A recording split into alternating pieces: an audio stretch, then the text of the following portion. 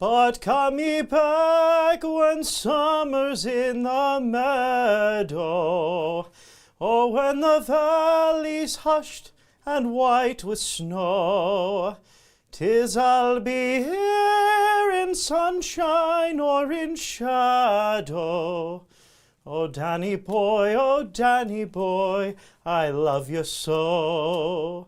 Welcome to RSBN, the #1 source for political events right here in America, and happy St. Patrick's Day. You know, for us Irish, we're storytellers, we are song singers and musicians in our own right, but we love to pint and to cheers to the good times and some of the sad times as well, as we ponder on St. Patrick's Day, the many blessings and the hardships and what has happened over the past calendar year for countless number of us, especially right here at home. And that is what President Trump doing today with the Taoiseach of Ireland, Mr. Michael Martin. As you might have caught Matthew Alvarez earlier today, my colleague and fellow Irishman as well, highlighting some of the Oval Office and what took place earlier today as a Shamrock Bowl Presentation just minutes from now.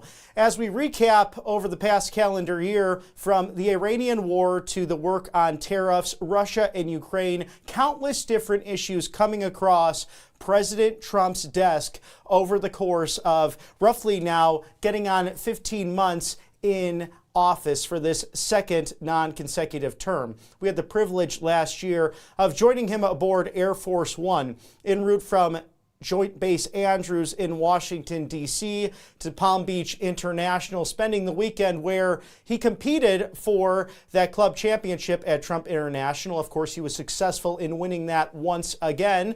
But with cut number 2, I made sure to ask President Trump about those tariffs and how the reciprocal effects would bring back money and wealth back to America. Never seen before, yeah? Mr. President, walk us through the tariffs and why it will be financially beneficial for America. We know the Australians will not do reciprocal tariffs, but can you walk us through this whole process and how it will bring wealth back to the United States? Well, it's going to bring tremendous wealth back, and it was tariffs used in reverse that really brought our country to a position that we don't ever want to be in again. And when somebody is treating us badly, we're going to put tariffs on. They're going to be very fair. They're going to be fair and reciprocal. And our country's going to come back very, very strong. I think our country's going to come roaring back. The tariffs are a big deal. And frankly, that's how China does it. And that's how a lot of other people do it. And we do it better than them. But we never had a president that knew how to do it. Thank you very much, everybody. Thank you, sir.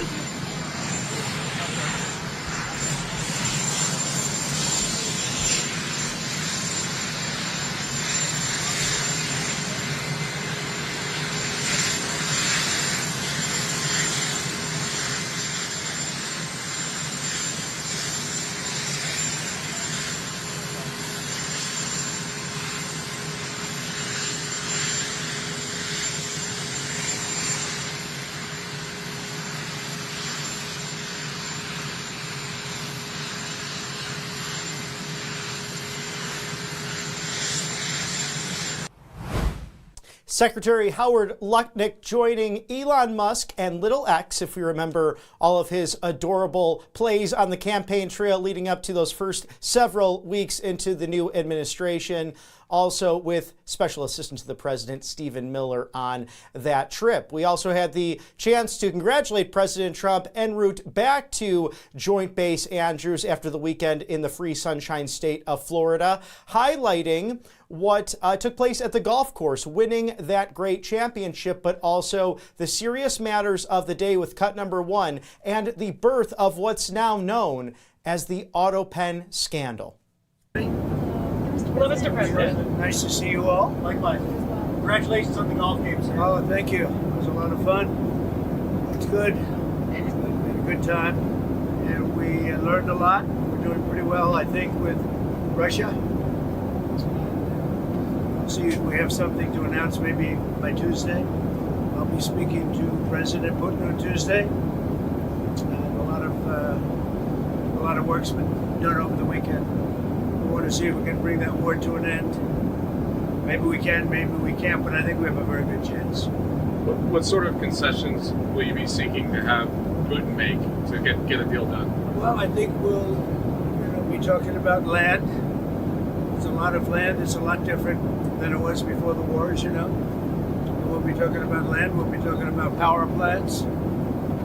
That's up, it's a big question. But I think we have a lot of it already discussed very much by both sides. You'll ask him Ukraine and Russia. You'll ask him to give We're up some already land? talking about that. Dividing up certain assets.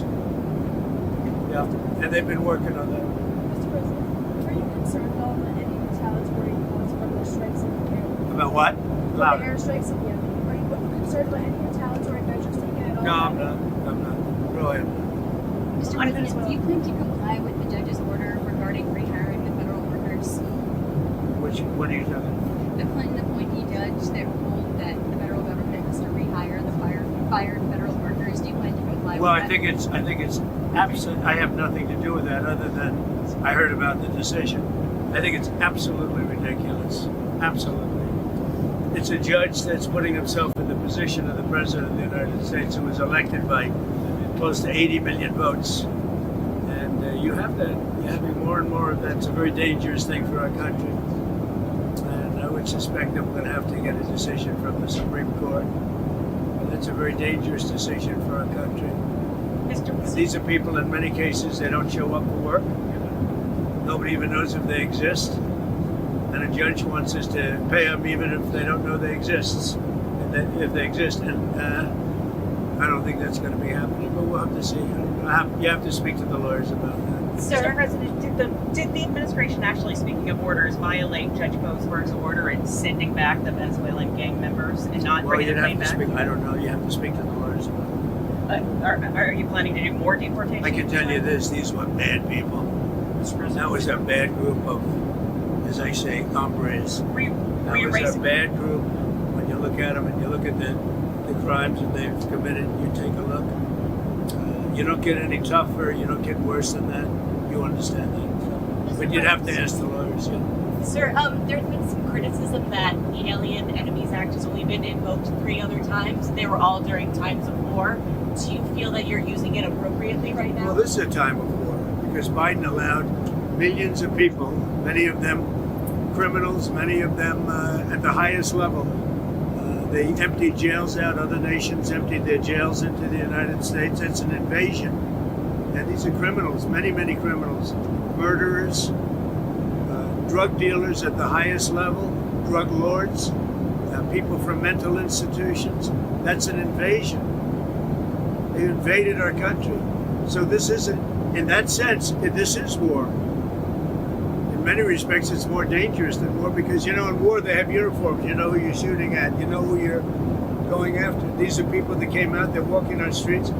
We have thousands of murderers. And Biden and his incompetency, first of all, he's grossly incompetent, but that Biden and his people and his probably auto pen, it looked like we had an auto pen for a president, and we would have been better off if we had probably. But it looks to me like, that's a big subject. I'm sure you won't ask about that, but the whole subject of auto pen, did he know what he was doing? Did he authorize it? Or is this somebody in an office, maybe a radical left lunatic just signing whatever that person wants? That's not what it's all about. I never use it. I mean, we may use it as an example to send some young person a letter because it's nice. We get thousands and thousands of letters and letters of support for young people, for people that aren't feeling well, etc. But to sign pardons and all of the things that he signed with an auto pen is disgraceful. Mr. President, as markets and consumers continue reacting to tariffs, as markets and consumers react to tariffs, do you have any inclination to create exceptions or to ease up on it? About what? To create exceptions to steel and aluminum tariffs?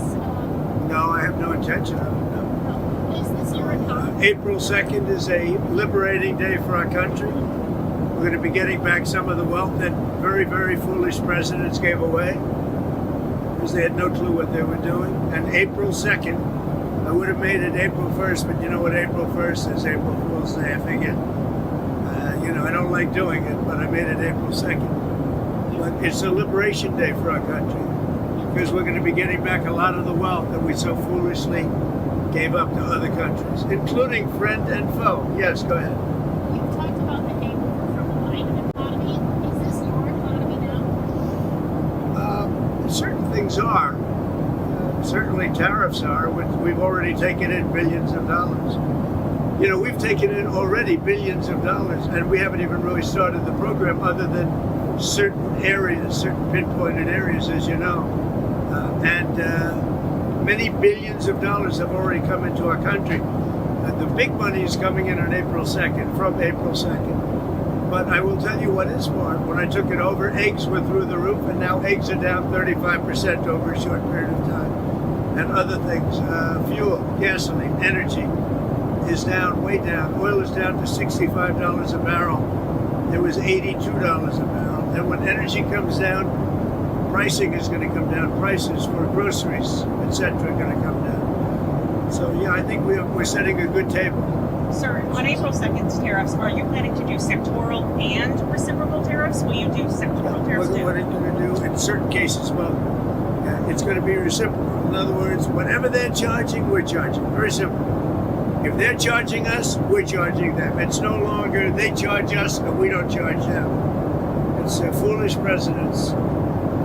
Biden, but others also. In all fairness, look, Biden is the worst president we've ever had.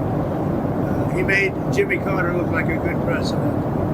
But with this, a lot of other presidents were guilty also. Some very good presidents were guilty. They charge us and we charge them. Then in addition to that, on autos, on steel, on aluminum, we're going to have some additional tariffs. Mr. President? Yeah. So to follow up on the Biden auto pen, are those executive orders, those pardons from the former president now null and void? Well, I think so. It's not my decision. That'll be up to a court. But I would say that they're null and void because I'm sure Biden didn't have any idea that it was taking place. And somebody was using an auto pen to sign off and to give pardons to, as an example, this is one example, but the J6 Unselect Committee. They gave, think of it, they gave pardons with an auto pen. I don't think Biden knew anything about it.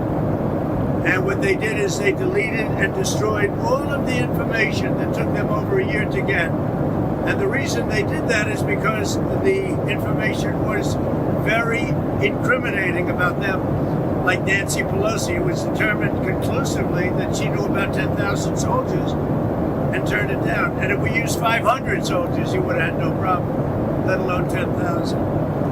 The young lady that said that I grabbed these powerful young Secret Service agents by the neck. Okay, you know that was a big hoax. It was a lie.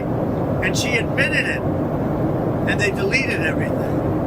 So, you know, what they did is criminal. I think we're about to land, everybody. Mr. Have President. a good time. We'll see you very soon. Are you going to the Kennedy Center tomorrow? I am. Well, will you be I'll see you at the Kennedy Center. You know, we have to straighten it out. It's not a good situation, like everything else in this country. Do you But we're worry gonna straighten it. because Vice President Vance was booed there a couple days ago that you may be trying And to he's change doing a it? great job. He's doing a great job. Thank you, everybody. Thank you, Mr. Thank you to our sponsors here on the right side of history as we reflect over the last calendar year with Rumble Wallet. Tip your favorite content creators right here at Right Side Broadcasting Network, where free speech meets financial freedom. Our partnership with Rumble is something we're very proud of. And the people, we the people, should be supporting Rumble as much as humanly possible because they fought for free speech when things were in deep trouble. Remember when even President Trump thrown off of things like Facebook and what was Twitter before it became X. Rumble focused on preserving freedom of speech online, now fighting for financial freedom. We know the corruption out there. We know the truth is people can be turned off. They can be canceled, including those big corporate banks and those accounts, those credit cards, simply with the switch of an on-off button. And no one really needs to have that kind of fear in 2026. So Rumble has created Rumble Wallet. You can go to wallet.rumble.com for this exclusive online wallet that can help you collect Tether Gold to Bitcoin, as well as other crypto to trade and share and purchase right there in a wallet that Rumble can't even crack into. It's an amazing thing to see. Download for free now, the Google Play Store or even the App Store with Apple. Very easy, simple to do, and something we're used to doing on a regular basis with all those different apps out there that help us in everyday life. But this is something that's a must right now. Wallet.rumble.com. Truly fantastic, where free speech meets financial freedom. They also are able to help you trade and bet on some of the biggest questions in the American culture at Kalshi.com/RSBN. The trending political market right now, who will be that 2028 nominee? We saw them earlier today. Vice President J.D. Vance. Will it be Secretary of State Marco Rubio? Will they be on the same ticket in 2028? Will someone else, like a Senator Ted Cruz or even a Nikki Haley, re-emerge to become the next Republican nominee? Trade on the most important events, including the World Baseball Classic that is underway. Who will win the big game? Scan that QR code there now. It's music, sports, culture, politics, and more at Kalshi.com/RSBN. As we began the program, the Senate holding that procedural vote, and by a vote of 51-48, moving forward with the Save America Act. And cut number 7, President Trump on Truth Social, diving down and digging deep into the importance of passing this. The Save America Act is one of the most important and consequential pieces of legislation in the history of Congress and America itself. No more rigged elections, voter ID, proof of citizenship, no rigged mail-in voting. We are the only country in the world that allows this. No men's in women's sports. Also, no transgender mutilization of our children. 90% to 99% issues all, meaning that most Americans support this. Only sick, demented, or deranged people in the House or Senate could vote against the Save America Act. If they do, each one of these points separately will be used against the user in his or her political campaign for office. A guaranteed loss. Get your senators, Republican or Democrat, to vote yes on the Save America Act. I will never, ever endorse anyone who votes against Save America. Thank you for your attention to this matter. And with all those serious issues happening in Washington, D.C., inside and outside of the Beltway, airline CEOs demanding immediate action as Democrats' DH shutdown shenanigans continue, pushing air travel to the brink. According to the White House, as Democrats keep the Department of Homeland Security shutdown going, depriving 100,000 plus Americans of their paychecks and continue to inflict pain on travelers, America's aviation leaders are sounding the alarm. In a letter to Congress, chief executives of American Airlines, United, Delta, also Southwest, JetBlue, Alaska Air, and others, warning that the ongoing shutdown is putting increasing strain on airport operations nationwide and even internationally as a result.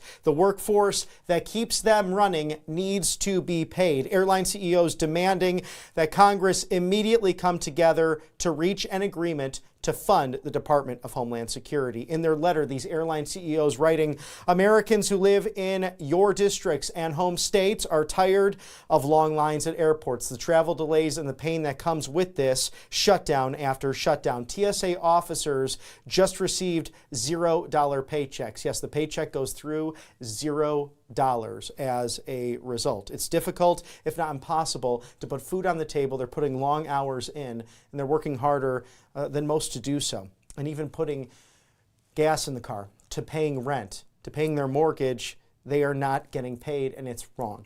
The U.S. airlines expect 171 million passengers this spring season. We're at the height right now of spring break. We're about to go into the Holy Week and Easter celebrations roughly 2 to 3 weeks from now.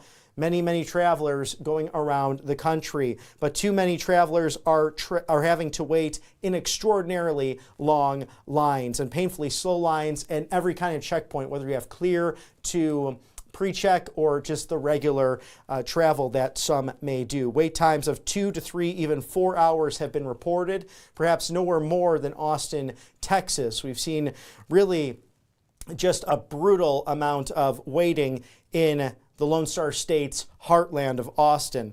Now, it's past time the government to make sure that TSA officers, U.S. Customs clearance officers at the airports and air traffic controllers are paid for the job they do. This according to those airline CEOs. Our aviation system heavily relies on TSA officers who are working around the clock to make American skies safe, and without pay, they are struggling to put food on their table and pay basic bills, including gas in their cars.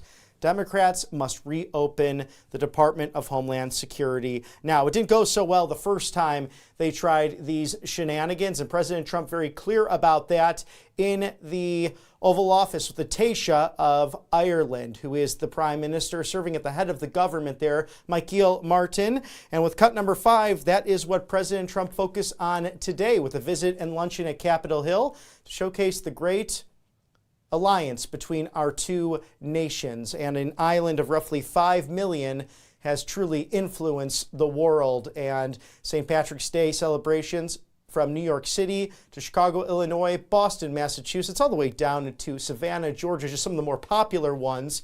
As I recall, many of those times dyeing the Chicago River green, always a wonderful celebration, as we saw on Saturday. Just some poses and photos from the president and the prime minister there, with President Trump writing on True Social of the White House, saying that President Trump meeting with the Taoiseach of Ireland at the White House on St. Patrick's Day. And that celebration continues moments from now, the Shamrock Bowl Presentation with the President of the United States. And it's an honor to do so, as this is truly one of my favorite weeks and one of my favorite celebrations in all of the calendar that brings the Western world together as we celebrate the life and legacy of the great St. Patrick. Now, NATO, they've caused some problems with cut number 6. President Trump not too pleased, as he stated in the Oval Office earlier today regarding their lack of engagement. The United States has been informed by most of our NATO allies that they don't want to get involved with our military operation against the terrorist regime of Iran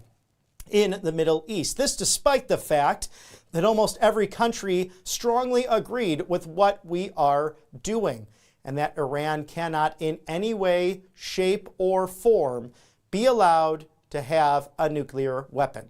Now, I'm not surprised by their action, however, because I have always considered NATO, where we spend hundreds of billions of dollars per year protecting these same countries, to be a one-way street. We will protect them, but they will do nothing for us, in particular in a time of need. Now, fortunately, we have decimated Iran's military. Their navy is gone. Their air force is gone. Their anti-aircraft and radar is gone. And perhaps most importantly, their leaders at virtually every level are gone, never to threaten us, our Middle Eastern allies, our world again, because of the fact that we have such military success. We no longer need or desire the NATO countries' assistance. We never did.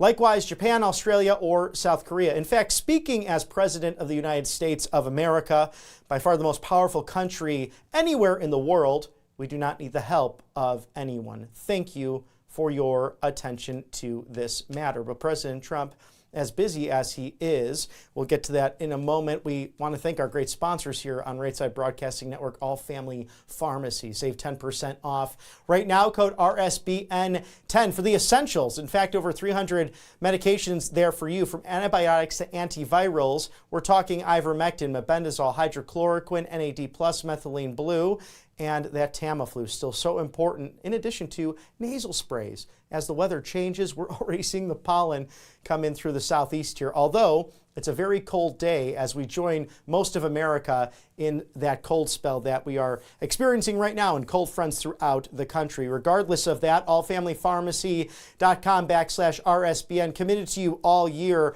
for essentials to keep you safe, whether at home, stocked up with these great medications, or while you are traveling on the road. They are focused on generic off-labels where you don't even need insurance. It's no red tape or no bureaucracy, simply a pharmaceutical note, and that U.S. licensed doctor will review it on the other end, send it right back to your door. So very convenient for those who value that, especially if your pharmacy doesn't prescribe this, which in most cases, big pharma, big corporate medicine, they tend not to. So scan the QR code there right now for allfamilypharmacy.com/RSBN, code RSBN10, saving 10% off site-wide.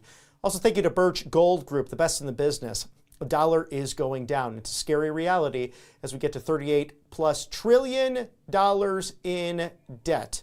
Text Trump to 989898 for your free guide on converting an IRA or 401k on all of gold, silver, and precious metals commodities. We've had Philip Patrick here on the show multiple times. He'll be on again this week to cover how important it is for gold and silver to be part of your portfolio in 2026. A smart way to diversify, as it's gone up over 700% in value in the last 2 decades.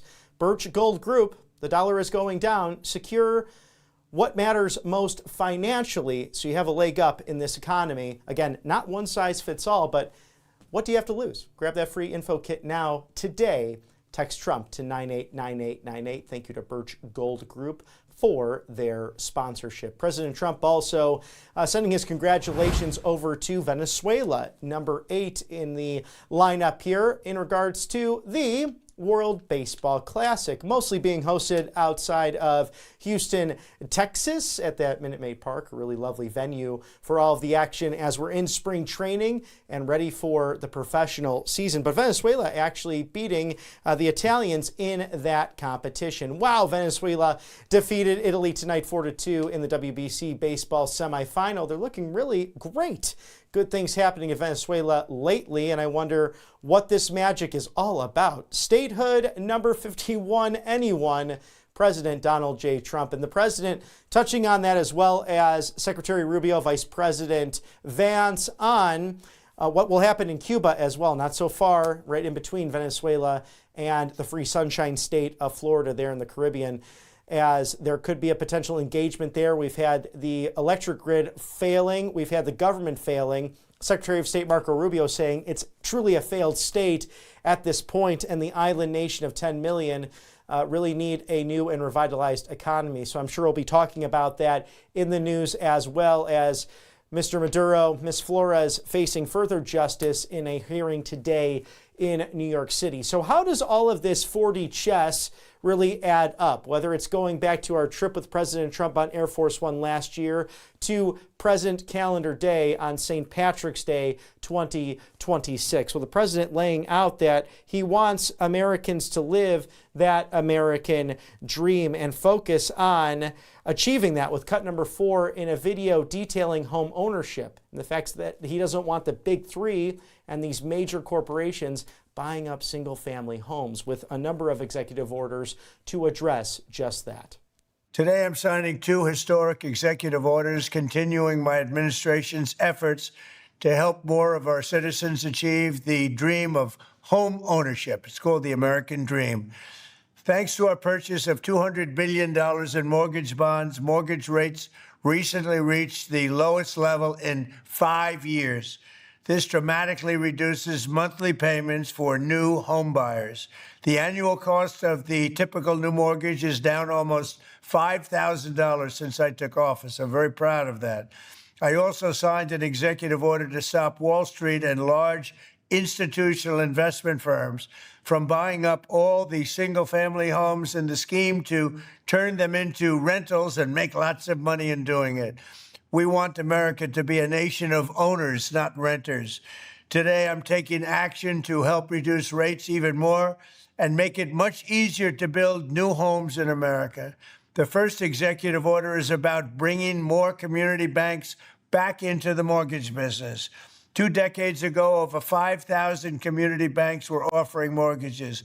Today, that number has been slashed by more than 50%, largely because of burdensome, unnecessary regulations that radical liberals imposed on community lenders for the benefit of their donors on Wall Street and, frankly, for the benefit of themselves. The result was less competition and higher mortgage rates for hardworking Americans like you.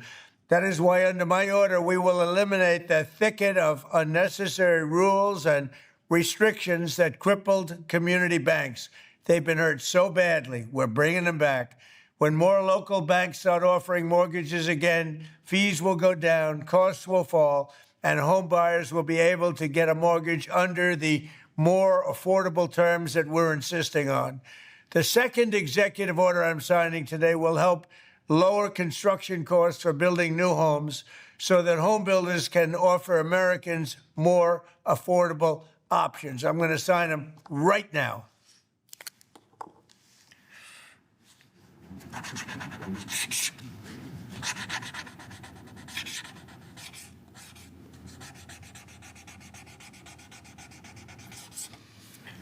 No auto pen, okay? That's my real signature. It's not an auto pen like you had in the past. As part of the Green New Scam, the Biden administration and many state and local governments added endless, ridiculous regulations that raised construction costs very, very substantially. With my order today, we will slash many of these pointless regulations that do nothing for safety and add lots of costs. Is really unfair to the home buyers, and ultimately, they're the ones paying for this disaster. Under the Trump administration, we want to make it possible for every American to live that American dream in a beautiful home, and it's really the one that they pick. It's going to be the apple of their eye. So I just want to thank everybody. Our country is doing really well. It's being thought of all over the world with great respect again, more than maybe it's ever had. Thank you very much. Have a good time.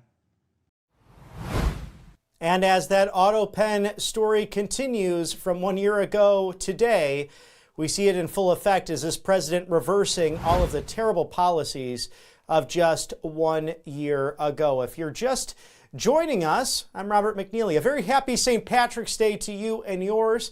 Hope you've had the opportunity to get some corned beef cabbage, perhaps attend a parade or two, and enjoy some mass and just being with family and friends. Always a wonderful time to celebrate this American journey that we're on, and the president, the White House, and staff doing just that with cut number 3 as the White House celebrating St. Patrick's Day and welcoming the Taoiseach, Michael Martin of the Grand Constitutional Republic of Ireland, in cut number 3.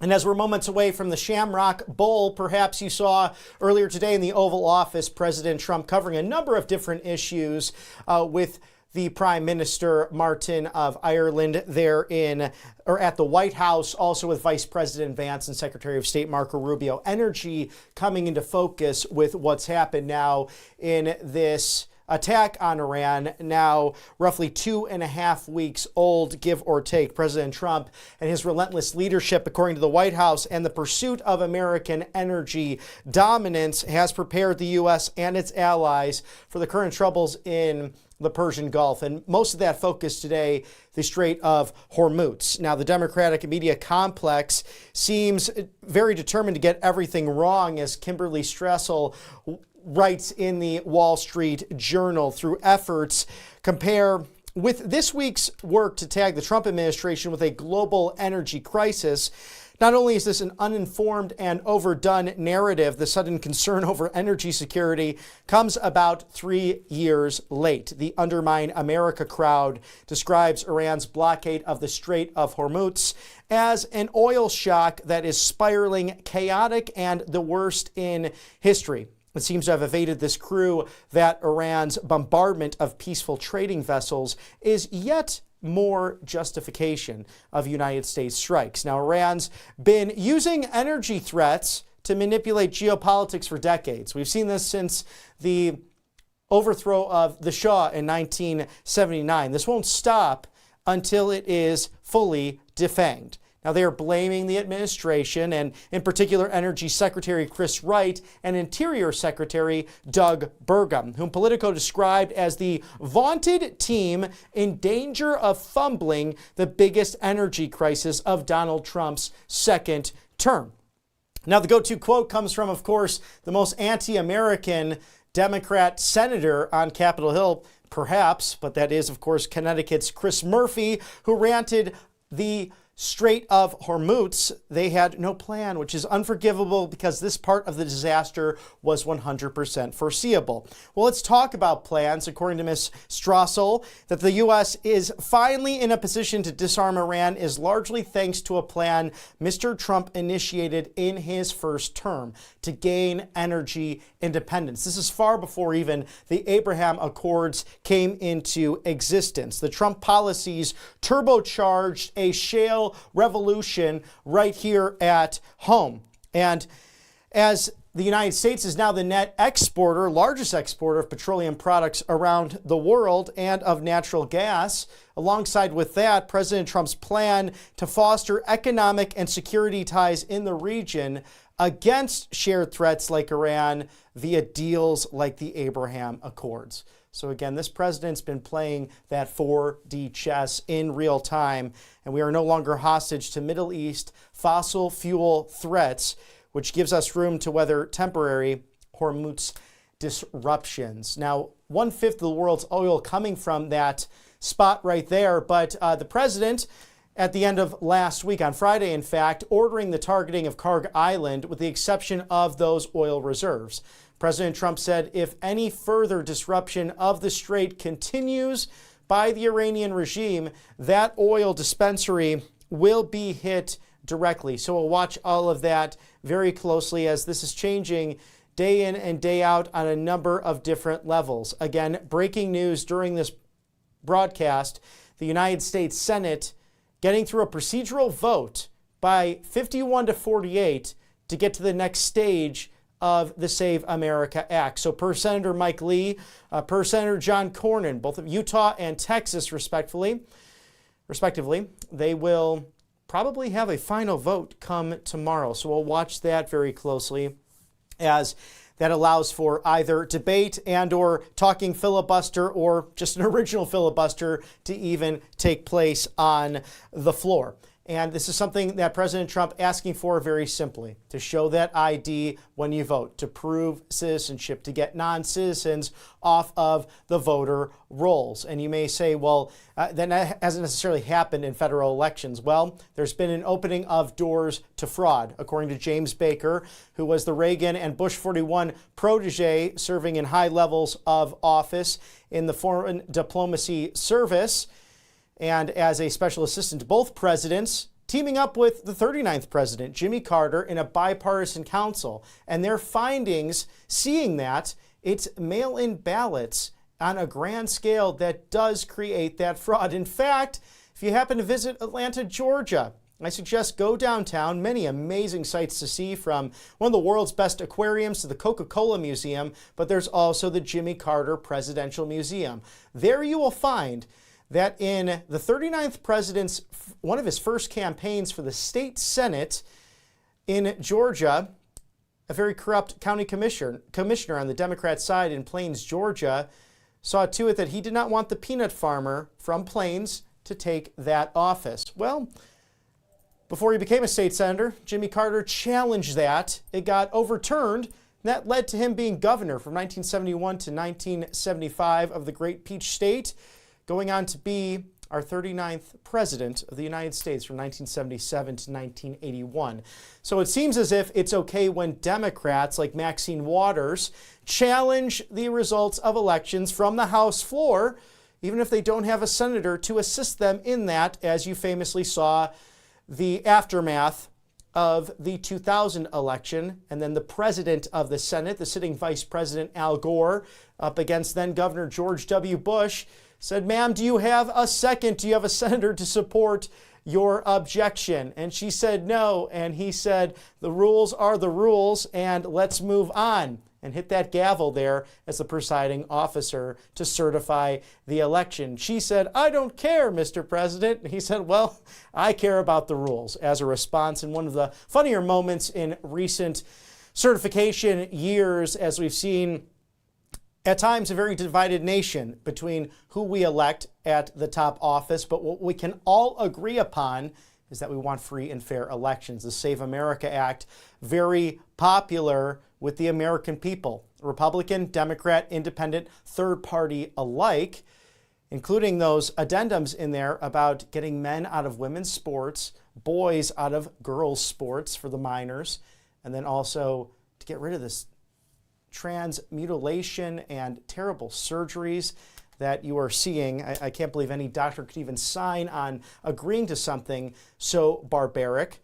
But ideally, this does pass the United States Senate in the coming hours or days and will go to President Trump's desk, that resolute desk, for signature. As we await the Shamrock Bowl presentation, the President of the United States with the Taysha Michael Martin, who always has just an absolute blast over here stateside. This St. Patrick's Day, a time when the Prime Minister of Ireland and the President of the United States have historically come together, met with Congress for that luncheon, and celebrate everything that this tiny island, now of 5 million or so people, really has influenced the world, leaving it in difficult times for a better way of life. And that story of the Irish here in America is perhaps one of the more popular, as they landed through Ellis Island in the turn of the century, or even prior to that, coming to America during the Civil War, not knowing that was happening, and many of them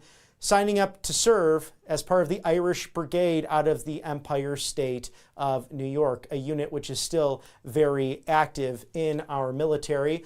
Many of them making home to places like New York City, Boston, Massachusetts, Chicago, Illinois, and especially if you love movies like Far and Away, that great story with Tom Cruise and Nicole Kidman, down south here in this region of the country, them pushing west into places like Oklahoma and truly living that American dream.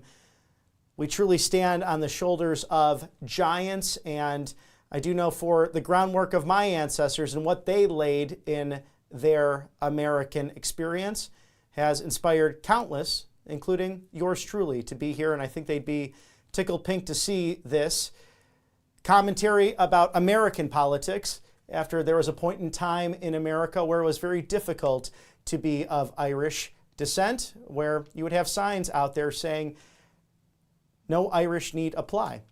And we have really come to become a more perfect union, as 250 years is truly worth celebrating. And that begins with a celebration like this on St. Patrick's Day, which is very near and dear to millions of Americans. There's 40 million plus Americans who can trace Irish ancestry in one way or another. So a significant part of the population, as we continue to have difficulties and struggles in the federal city and perhaps in your neck of the woods. And you can always reach out to us here at Right Side Broadcasting Network if you'd like to share those. Feedback at rsbn.tv, feedback at rsbn.tv. Always good to hear from the wonderful viewers, as we are a viewer-supported network right here on the right side of history. Perhaps some of your travels have been delayed given what's taken place with the second defund effort by the Democrats on Capitol Hill. Very sad to see, as DHS is not currently being funded. The shutdown really putting travelers to the brink, and our TSA agents as well. As Democrats keep the Department of Homeland Security shut down, you have airline CEOs now reaching out, begging for that to be reversed. 100,000 plus Americans do not receive a paycheck right now as a result of this blockade of the Department of Homeland Security.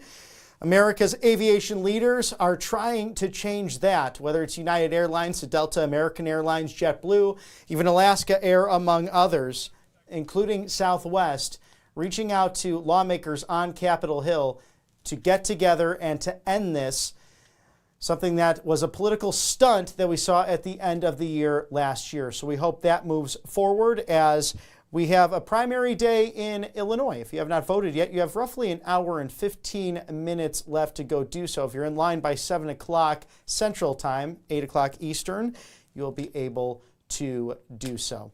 And just moments from now, the Shamrock Bowl Presentation.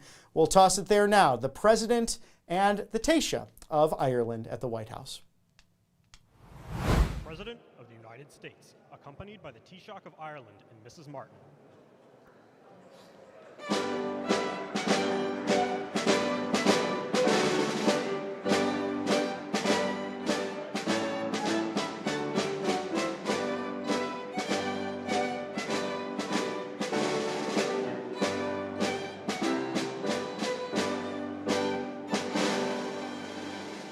Thank you very much, everybody. It's an honor to have you. And we witnessed, I think you witnessed too, the Gardner brothers. Where the hell are they? They could dance. They moved those legs. I never saw anything like it. But they were terrific today at the Capitol, and I know you just got to witness them. But it's really wonderful being with you. We have a lot of things happening. I spent my whole day with the Irish.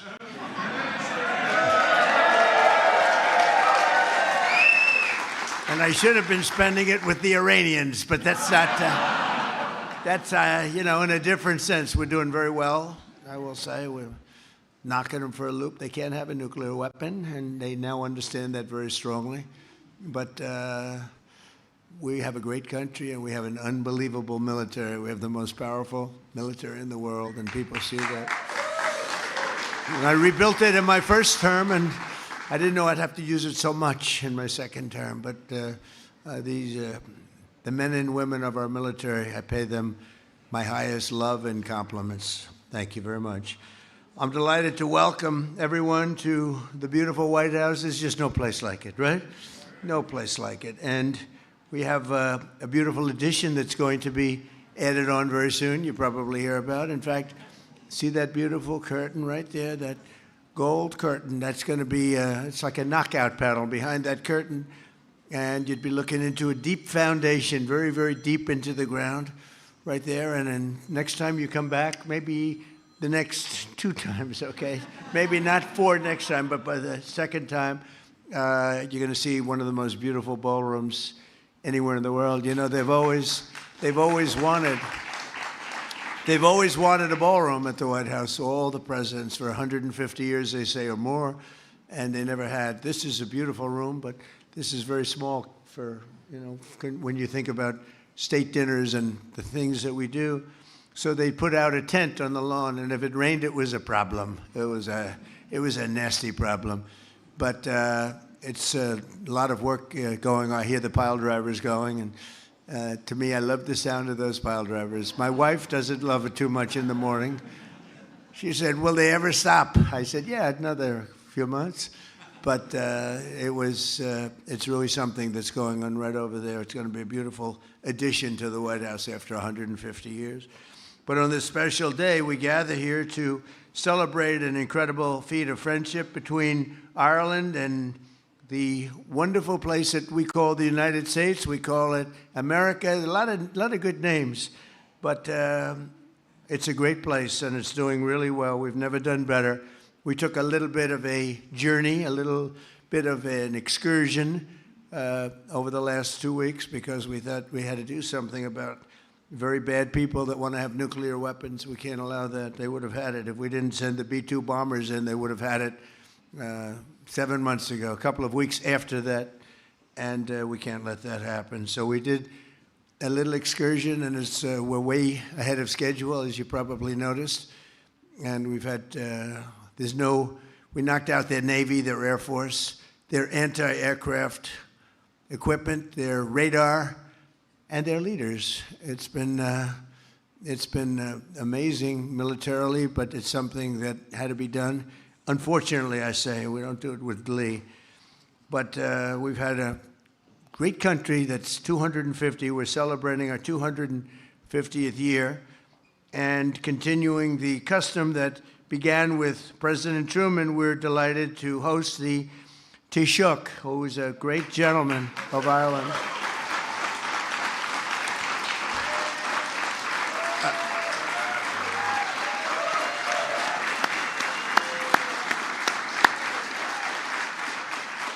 Along with someone who's much, much more important, his wife, Mary.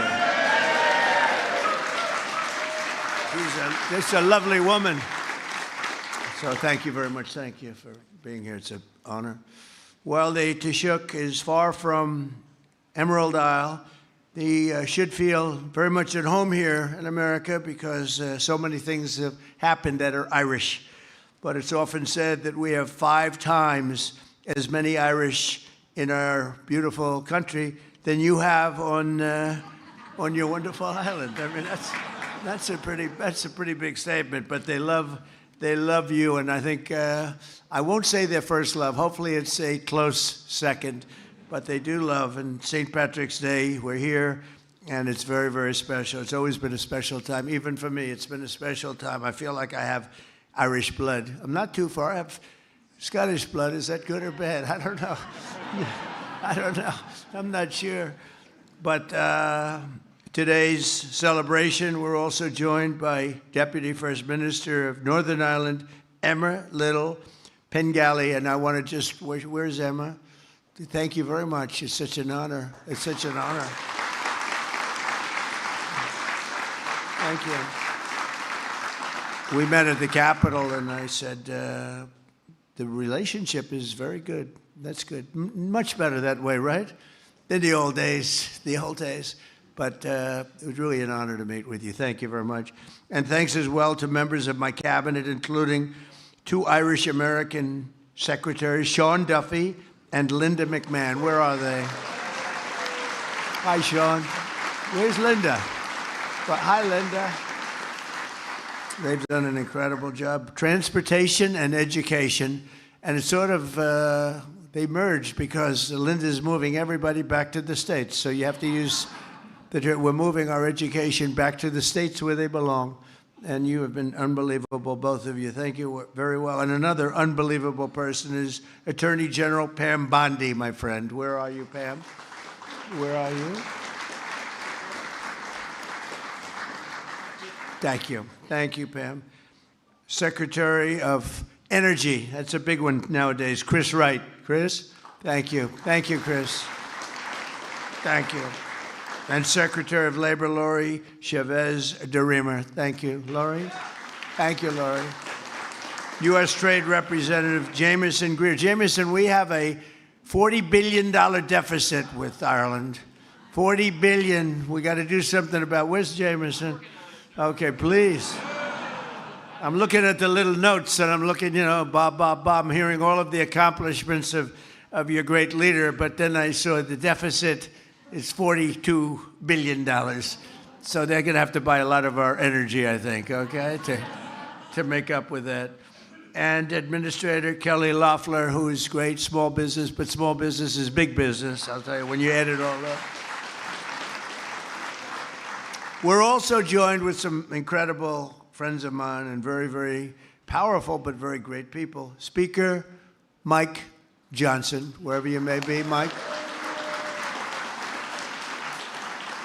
And Senator Mark Wayne Mullen, who maybe is going to be moving over to a little bit of a different position soon. Mark Wayne, where are you? Nobody wants to fight. He's a tough cookie, Mark Wayne. He was a professional fighter. He's a brutal human being, but he's great. Now everyone loves him and we respect him. Also, Representatives Steve Scalise, Brian Stile, Andy Biggs, Pat Fallon, Riley Moore, Ronnie Jackson, White House doctor, former White House doctor. I'll never forget, they said, who's the healthiest president? Because he covered Obama, he covered some others. I don't want to say who. And Trump. He said, by far, Trump. There's nobody even close. He said, by far. Took a little heat for that, but that was okay. Where's Ronnie? Where are you, Ronnie? Doc Ronnie. Hi, Ronnie. Whenever I have a problem, I call Doc Ronnie, and he works it out, you know. He's a great guy, and he's done a good job, Mr. Speaker, as a congressman, right? He's been good. And Rich McCormick, and John McGuire, and Beth Van Dyne, all friends of mine, all warriors. And we have a lot of big things coming up. The biggest thing coming up is a Save America Act in the Senate. That's voter ID and proof of citizenship and no mail-in ballots, you know, corrupt mail-in ballots. We're the only country in the world that does it that way, corrupt as hell. And then we added 2 more. I think they're going to be adding a couple of more. One is no men and women sports. That seems like an easy one. I believe that's 99%. And no transgender mutilization of our children. None. That's only polling at 98%, Speaker. So hopefully the Senate is going to be able to get that. You can't ask for 5 better things. I think in terms of, it's not politics. It's really good so good for our nation. I mean, who would not have voter ID? Who would not have proof of citizenship? And the only people who would want not to have that are people that want to cheat. It's very, very simple. We can't let that happen. Some 1,600 years ago, the man who would become the patron saint of Ireland, St. Patrick. Have you ever heard of St. Patrick? Voluntarily returned to Ireland after having escaped enslavement there and then spent 30 years carrying the Christian gospel.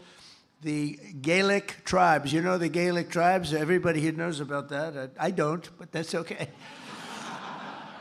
Because of, is that Kelly in the audience? Do I see Kelly? Oh, hi, Kelly. We had good time for lunch today. That's the wife of a man who's extremely Italian that I thought he was a wasp. Our Speaker of the House is very, very Italian. And I always thought he was a super wasp, actually. But because of Patrick, Ireland is now known as the land of saints and scholars. For thousands of years, Christians everywhere have honored St. Patrick and the legacy on March 17th. And today we remember his incredible deeds as we celebrate our cherished Irish-American heritage, and it's a great heritage at that. From the very beginning, America has thrived and prospered and prevailed with the help of incredible people. The achievements are amazing, the amazing Irish-American patriots, and many of you are in the room. You know, these are very successful people in the room. I know a lot of them. They have a lot of cash. They've made a lot of money. They got a lot of natural business instinct, unfortunately. It's not easy. Dealing with the Irish is never easy. They are really amazing. The Irish came with William Penn to settle in Pennsylvania. They traveled with Daniel Boone, the great Daniel Boone, to tame Kentucky. And in 1776 was a man from Cork, fighting in the Continental Army, who became the first person ever known as the phrase, the United States. He came up with the phrase, the United States of America. That's a pretty good phrase. And Americans of Irish heritage gave us the steamboat, the modern submarine, the Model T automobile, and many, many other things. They designed the White House, that I didn't know, the Empire State Building, that I didn't know, and the New York City subway system, which is, when it's operated properly, the best in the world. It's actually quite amazing, but people sort of have lost sight of that. They gave us the works who really of great geniuses, F. Scott Fitzgerald, Flannery O'Connor, and the late, great William F. Buckley was a great guy. And they gave us heroes like Apollo 11 astronaut Michael Collins, really fantastic man. I want to thank the Taoiseach for all of the things and all of those Irish friends that he brought to the room with him. A lot of these are your great friends, and accords to increase and coordinate our space and all of the space program. We have so much involvement together. It's, you know, Ireland is sitting in a very good location in terms of the shot. So he has a lot to negotiate with, but the United States will soon return to the moon. We think it's going to be quite soon. And then we'll lead the world to Mars. It's something that I guess a lot of people want. Some people say it's a lot of money, and other people say it's progress and we should be doing it. In every part of American life, we find Irish Americans who embody the best of our country and point us toward excellence and great success. And nobody has had, I would say, as a group, more success than people from Ireland.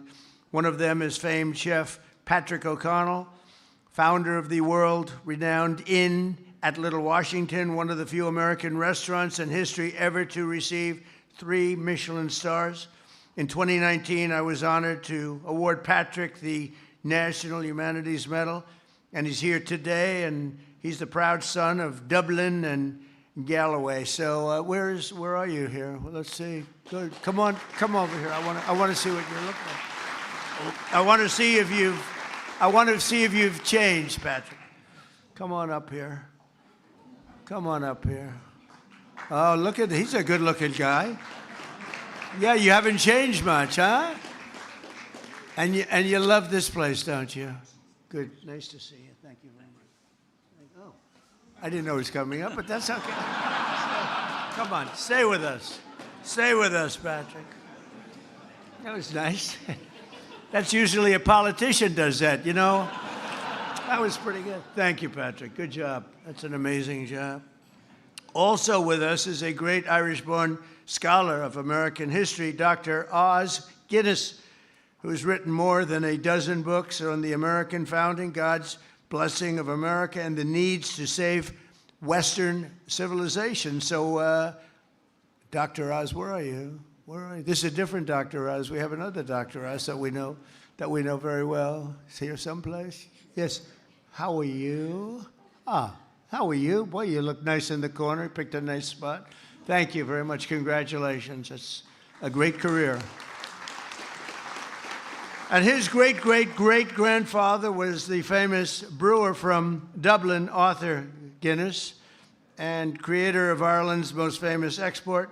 His family helped build Ireland, and now Oz reminds us of the values and principles that built America. So thank you very much. It's a great honor. Nice to see you. Great. And from the banks of the Chicago River to the streets of South Bend, Indiana, we know what that is. Good football and good college, good school. From the steeples of Savannah, Georgia, all the way to the Oval Office, that beautiful Oval Office. Has anybody been in the Oval Office? I know the Speaker of the House has. Too much, right, Mike? Too much, that's right. And by the way, a friend of mine who I just see here is your ambassador to Ireland. His name is Walshy. We call him Walsh. His name is Walsh, and he's a great golfer. And I would think that that's got to be the greatest ambassadorship in history. You're a golfer. He loves golf. He's really good at it. And he's the ambassador to Ireland. You can't do better than that, right? You can't do better than that. But came all the way from the Washington, D.C. area. Irish Americans have left an incredible mark on American history, and they're fighters and thinkers and doers and winners. And for 250 years, and that's what we have now. We have the Olympics coming up. We have the World Cup coming up. And I did take credit for those two. I tried to add in 250, but that didn't work out too well, you know. Because in my first term, I got the Olympics. In my first term, I got the World Cup. And then I said, I wonder if anybody would notice if I said I got the 250 years. And I had calls from, like, Mike, you called me, you said, I'm not allowed to take that one, right? But we have an amazing celebration this year coming up, 250 years. America's truly been blessed by the luck of the Irish. So once again, let me say thank you to everybody. Happy St. Patrick's Day. You are really, really fantastic people. And I want to do something having to do with a thing called the Shamrock Bowl. Does anybody know it? I'll ask my very dear friend, and he is a friend, to come up and say a few words. Thank you very much.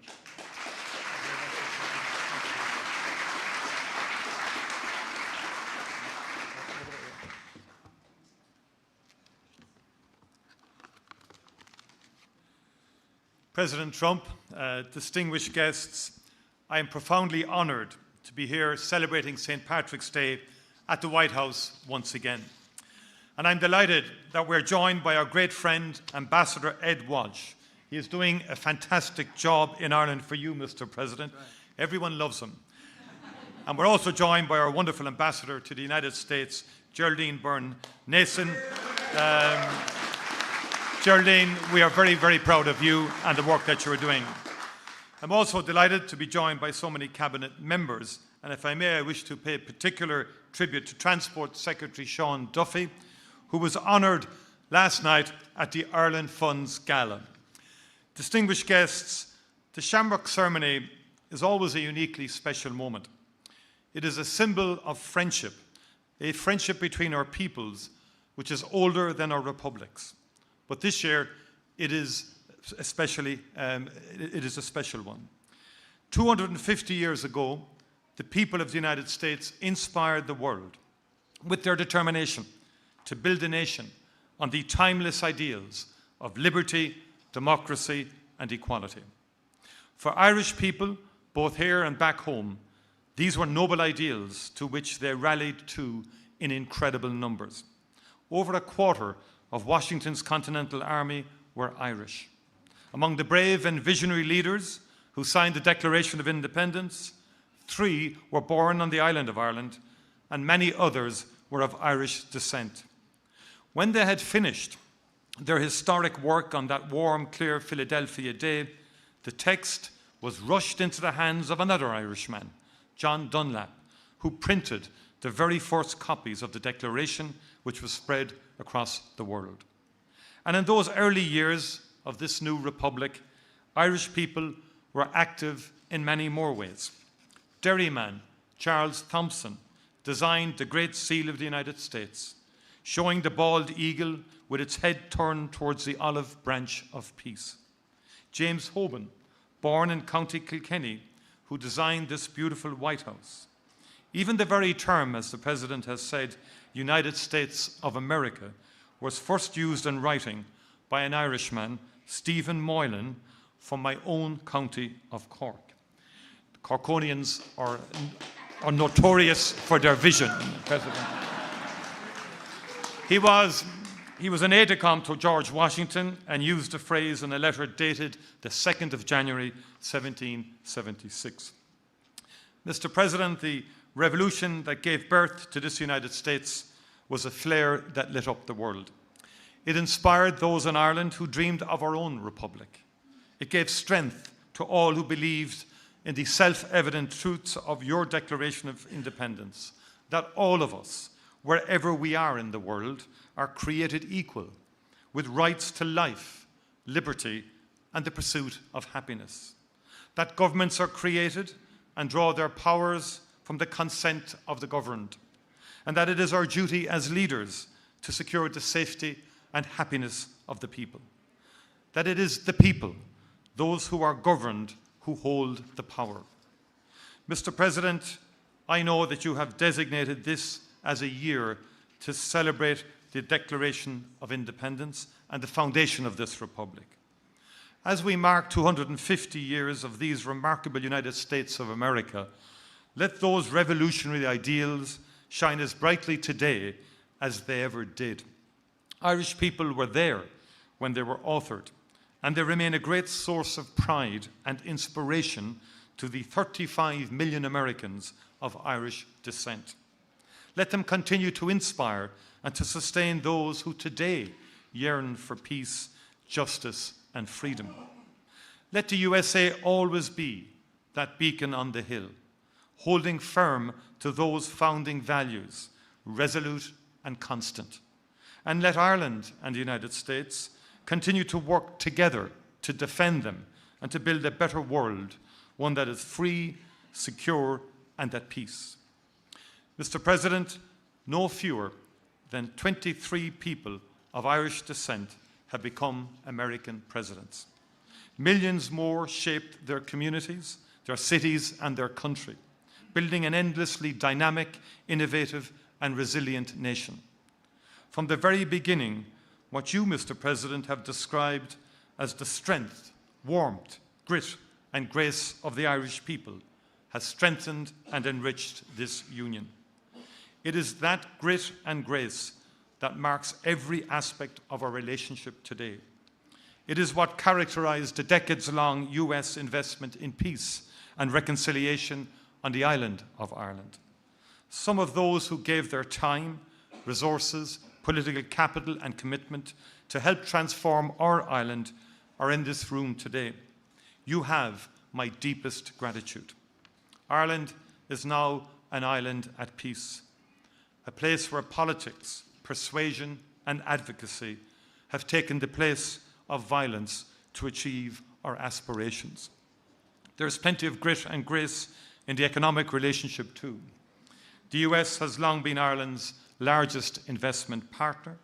In Ireland, American companies thrive, innovate, and gain access to European Union and international markets. But that investment increasingly goes both ways. Ireland is the 5th largest source of foreign direct investment into the US, with investment by Irish companies valued at $390 billion US. Not bad for a country of just 5.5 million people. Irish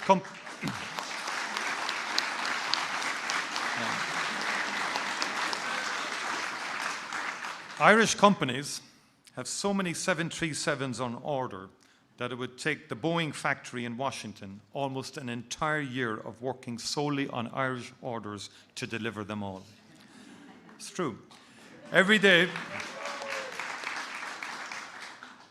hundreds of thousands of American men and women go to work in hundreds of Irish-owned companies across the 50 states of the Union.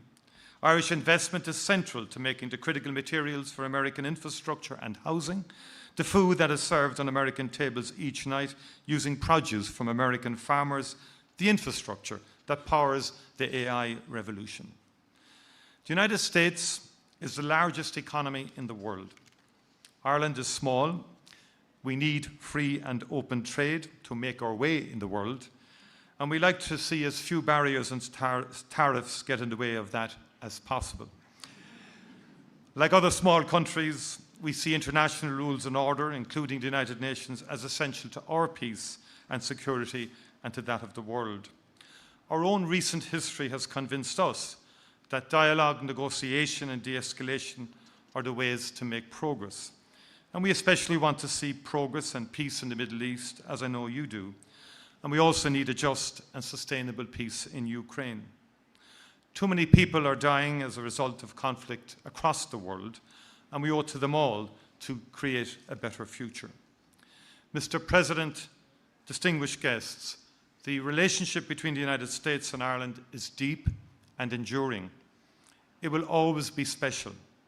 We are in each other's DNA, in the founding ideals of our states and the values which secured our sovereignty.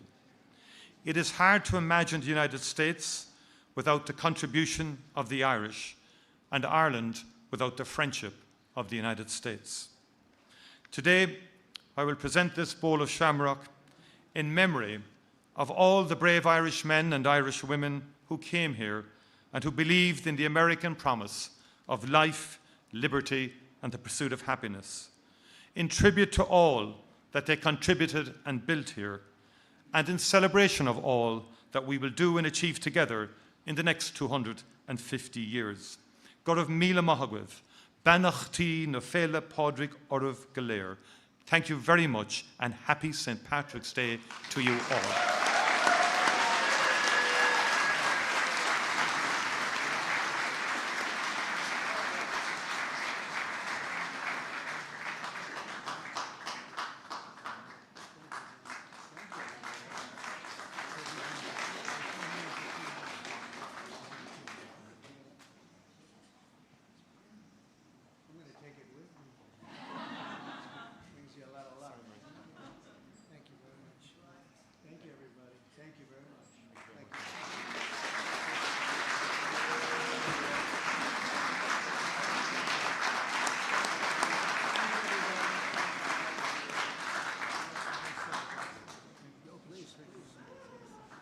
My son and daughter, yeah. We come to meet them down here.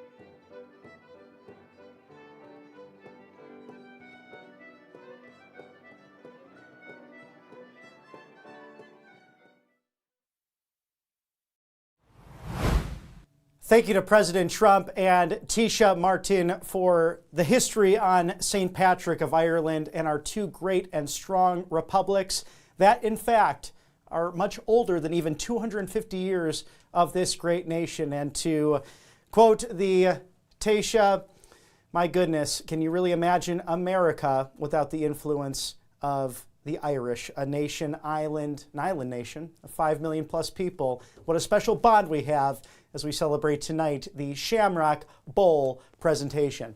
Thank you to you, the viewers on Right Side Broadcasting Network. We are viewer supported, and you can do that at rsbnetwork.com/donate. Thank you for all of your support over a decade plus.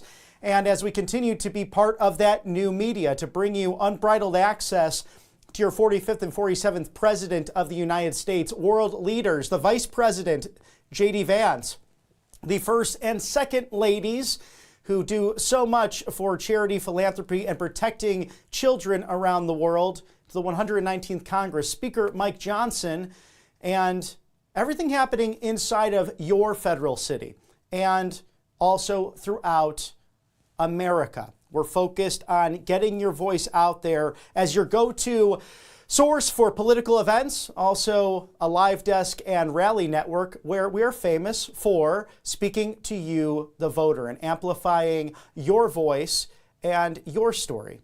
You can also donate by check or money order, 1550 Opelika Road, Suite 6, Box 344. It's the loveliest village on the plains, Auburn, Alabama, 36830. That's 1550 Opelika Road, Suite 6, Box 344, Auburn, Alabama, 36830. Thank you for all of your support from the bottom of our hearts right here at this network, which will continue to provide you as the #1 source of political events as your go-to live desk and rally network on the right side of history. Also, thank you to our dear friend Mike Lindell, candidate for governor of Minnesota, also CEO of mypillow.com/RSBN. The mattress and topper sale as low as $99.99 plus free shipping on your entire order.